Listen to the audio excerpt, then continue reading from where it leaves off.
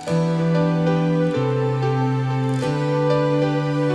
come together hand in hand, dreaming big, we take a stand, learning skills to build our way, a brighter life starts here today.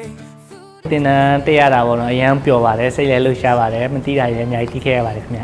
Digital marketing အခုခေတ်မှာဆိုရင်နေပညာတွေတိုးတက်လာတဲ့အပေါ်အလောက်ကိုအလွယ်တကူလင်းမြန်စွာလုပ်လို့ရတယ်ပြီးတဲ့အခါကျရင်ဒီ social media တွေမှာလူတွေကအသုံးပြုတာတွေများလာတဲ့အတွက်ဒီ content တွေဆိုရင်လည်းကိုယ်တိုင်စဉ်းစားနေစရာမလိုဘူးသူကauto ကိုရေးချလိုက်တာနဲ့သူ auto ပြန်ကျလာတယ်ဆိုတော့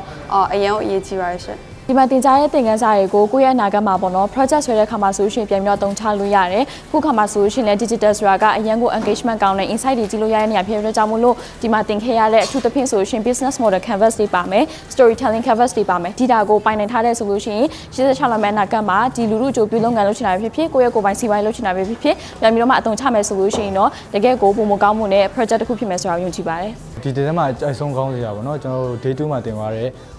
current business models and category ပေါ့နော်အဲ့ဒါအဓိကကြားရတဲ့အကြောင်းရင်းကတော့အဲ့ထဲမှာသူပြောသွားတဲ့ B2C B2B နဲ့ C2C တွေပေါ့နော်အဓိကတကယ်လို့ကိုလုပ်ငန်းတစ်ခုလုပ်မယ်ဆိုရင်ကိုလုပ်မဲ့လုပ်ငန်းကဘယ်လိုမျိုးလဲပတ်နေလဲအခုလက်ရှိမှာရောလုပ်ငန်းတွေကဘေးကဏ္ဍထဲမှာလဲပတ်နေလဲဆိုတော့ကျွန်တော်တို့သိနိုင်တယ်ပေါ့နော်ဒီ digital marketing ကိုဖြစ်မြောက်အောင်ပြုလုပ်ပေးတဲ့ဆရာဆရာမတွေနဲ့ဒီ alusion တွေကိုကျေးဇူးတင်ပါတယ်ပေါ့နော်နောက်မှဆိုရင်ဒီအခြေခံစီးပွားရေးဘယ်လိုမျိုးအခြေခံစပြုရမလဲဆိုတာကိုသမီးတို့တွေမသိဘူးပေါ့နော်အခုဒီတင်တန်းတိုင်းမြောက်ပြီးမှသမီးတို့တွေစီးပွားရေးမှာဆိုရင်စီးပွားရေးသမားဖြစ်ဖို့အတွက်ဘယ်လိုအခြေခံရှိရမလဲပြီးရင်ဘယ်လိုမျိုးအချက်၃ချက်တွေရှိရမလဲဘယ်လိုမျိုးအရေးချင်းတွေရှိရမလဲဆိုတာသိခဲ့ရတယ်ပေါ့